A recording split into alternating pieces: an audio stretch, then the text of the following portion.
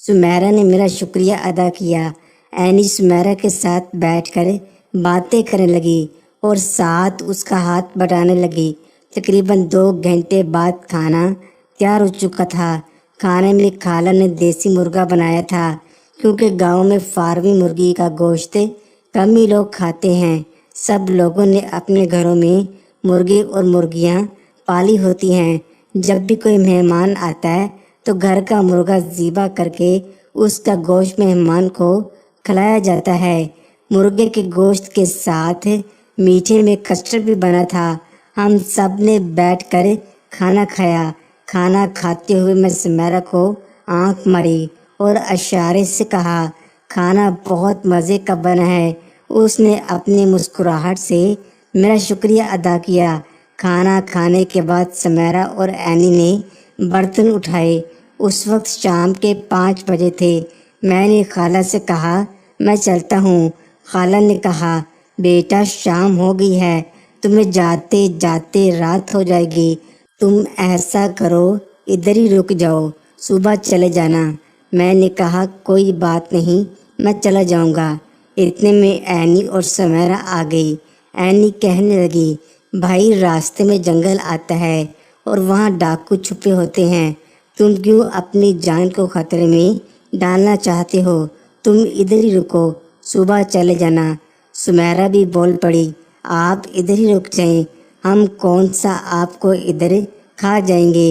میں نے اسے کہا، جب اتنے لوگ پھر کہہ رہے ہیں تو رک ہی جاتا ہوں، اور ساتھ ہلکا سا مسکرایا بھی۔ اینی بھی میری طرف دیکھ کر ہنسنے لگی۔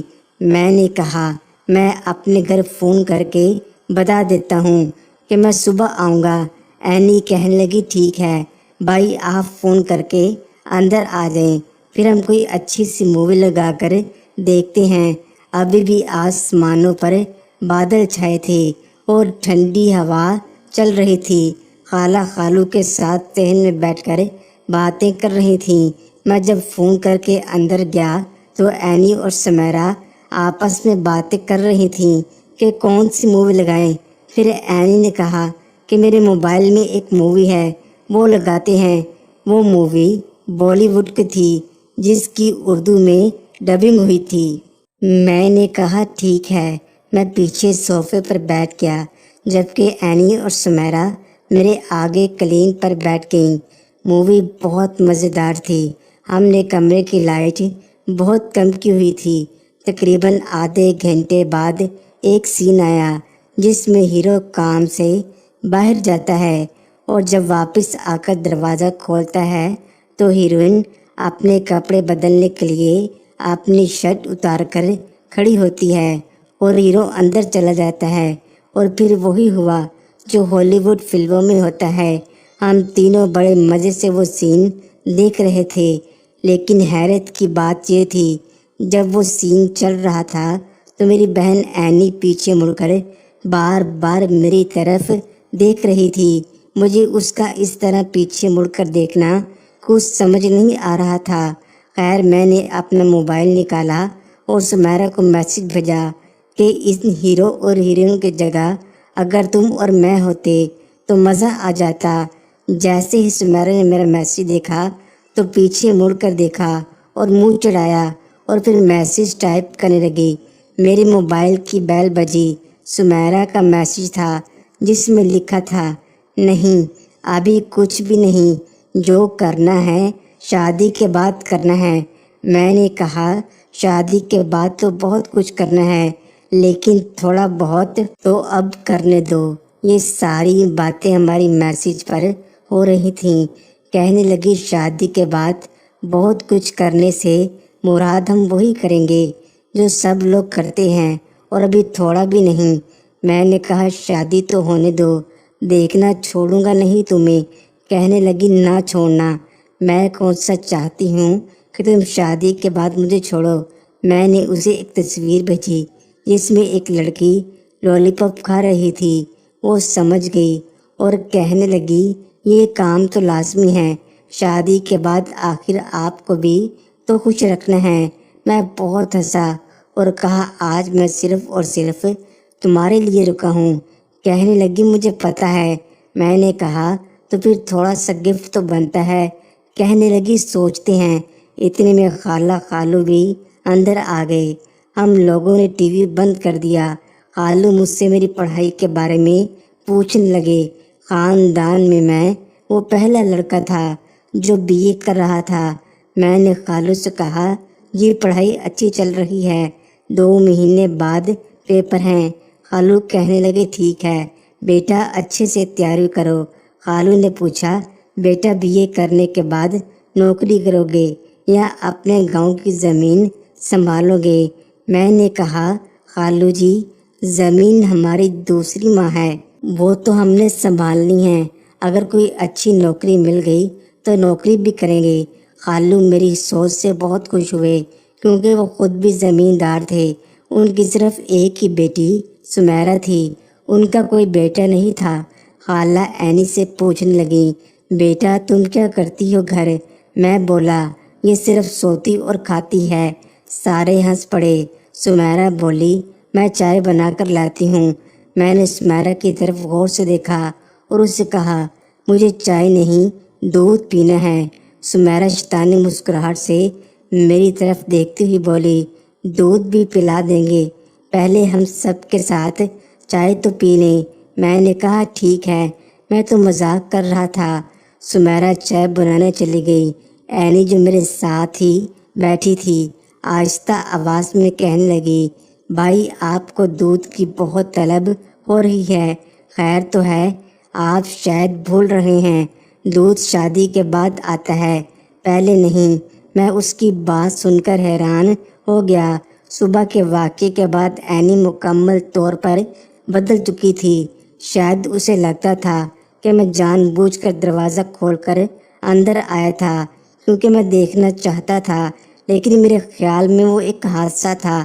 لیکن اینی کے دماغ میں کیا چل رہا تھا یہ وہی جانتی تھی۔ میرے موبائل پر سمیرہ کا میسج آیا۔ وہ چائے بنانے کے لیے کچن میں گئی ہوئی تھی۔ سمیرہ کہنے لگی کہ دودھ پینے کا کچھ زیادہ ہی دل کر رہا ہے آپ کا۔ میں نے کہا کس کا دل نہیں کرتا دودھ پینے کا، لیکن تم نے تو مجھے منع کر دیا۔ وہ کہنے لگی وقت آنے پر بھی پلا دوں گی۔ میں نے کہا وہ وقت آ چکا ہے۔ وہ ہنسنے لگی اور کہنے لگی چائے بن گئی ہے، میں لے کر آتی ہوں۔ میں نے کہا اوکے لے آؤ۔ تھوڑی دیر بعد وہ چائے لے کر آئی۔ چائے کے ساتھ بسکٹ اور نمکو بھی تھی۔ ہم سب نے بیٹھ کر چائے پی اور اس کے بعد سونے کی تیاری کرنے لگے۔ خالہ اور خالو نے کہا ہم باہر صحن میں سوئیں گے، اب تم لوگ دیکھ لو کہاں سونا ہے، چھت پر یا نیچے؟ میں نے جلدی سے کہا کہ ہم چھت پر سوئیں گے کیونکہ باہر موسم بہت خوشگوار تھا۔ سمیرہ نے کہا ٹھیک، میں چھت پر چارپائی بچھا دیتی ہوں۔ میں نے کہا کیا مطلب بچھا دیتی ہوں؟ ہم سب چھت پر سوئیں گے۔ سمیرہ کہنے لگی میں اور اینی نیچے سو جائیں گے، آپ اوپر چلے جانا۔ میں نے انکار کر دیا۔ پھر اینی ہنستی ہوئی بولی بھائی سمیرہ آپ سے مذاق کر رہی ہے، ہم نے بھی اوپر چھت پر سونا ہے۔ سمیرہ اور اینی اوپر بستر بچھانے چلی گئیں۔ میں خالو سے کہا کہ آپ کے پاس کوئی ایکسٹرا شلوار ہے تو مجھے دے دیں، مجھے پینٹ میں نیند نہیں آتی۔ خالہ نے کہا رکو میں لے کر آتی ہوں۔ خالہ نے مجھے شلوار لا کے دی جو میں نے واش روم میں جا کر بدل لی۔ اس کے بعد اینی نے مجھے اوپر سے آواز دی بھائی آ جائیں، چارپائیاں بچھ گئی ہیں۔ میں اوپر چلا گیا۔ سمیرہ اور اینی ایک دوسرے سے باتیں کر رہی تھیں۔ میں اپنی چارپائی پر لیٹ گیا۔ اب میری خواہش تھی کہ میرے ساتھ والی چارپائی پر سمیرہ سوئے، لیکن کچھ دیر کے بعد جب اینی اور سمیرہ اپنی چارپائی پر لیٹیں تو میری چارپائی کے ساتھ والی چارپائی پر اینی لیٹی تھی، اینی کے ساتھ والی پر سمیرہ لیٹی تھی۔ میں نے اینی کی طرف گھور کر دیکھا تو اینی کہنے لگی بھائی ابھی آپ ایک دوسرے کو پسند کرتے ہیں، ابھی آپ کی شادی نہیں ہوئی جو ایک دوسرے کے قریب بیٹھنے کی کوشش کر رہے ہیں۔ اگر کسی نے دیکھ لیا تو کتنی بری بات ہے۔ جب تک آپ کی شادی نہیں ہوتی سمیرہ تب تک دوسری چارپائی پر لیٹے گی، शादी के बाद आप एक ही चारपाई पर लेट जाना और चारपाइयाँ तोड़ना। सुमेरा ज़ोर से हंस पड़ी। तब तक आप मेरे से गुजारा करें। मैंने कहा, क्या मतलब? एनी कहने लगी, मतलब मैं आपके साथ वाली चारपाई पर लेटूंगी। मैंने एनी से कहा कि तुम सुबह से अजीब बातें कर रही हो, पागल तो नहीं हो गई? कहने लगी, सुबह जब आपने जानबूझकर कमरे में आकर मुझे देखा तब से हुई हूँ। मैंने कहा, मुझे पता नहीं था, मैं जानबूझकर कमरे में नहीं आया था। एनी कहने लगी, आप जानकर कमरे में नहीं आए थे तो फिर बार बार ब्रेक लगाकर बाइक को झटके क्यों मार रहे थे? मैंने कहा, सड़क में खड्डे थे इस वजह से। तो कहने लगी, मुझे पता है सड़क में खड्डे थे या आपके शैतानी दिमाग में। मैं एनी को इनकार कर दिया था कि मैं ब्रेक जानबूझकर नहीं लगा रहा था, लेकिन वो जानकर ही लगा रहा था। मतलब एनी मेरी सोच जान चुकी थी और वो मेरे साथ मस्तियाँ कर रही थी। फिर एकदम वो मेरे दिमाग में एक सोच आई, क्या एनी मेरे साथ? मैंने कहा, नहीं, ऐसा नहीं हो सकता, हम बहन भाई थे। फिर एनी ने मुंह दूसरी तरफ कर लिया। मुझे नींद नहीं आ रही थी क्योंकि मेरे दिमाग के एक तरफ एनी थी और दूसरी तरफ सुमेरा। वो दोनों मेरे साथ लेटी थीं। मुझे लग रहा था कि आज रात कुछ होने वाला है। मोहतरम नाजरीन और सामईन, इस कहानी का बकिया हिस्सा अगली आने वाली वीडियो में पेश किया जाएगा। अगर आपको ये कहानी अच्छी लगे तो वीडियो को लाइक और हमारे चैनल को सब्सक्राइब ज़रूर करें।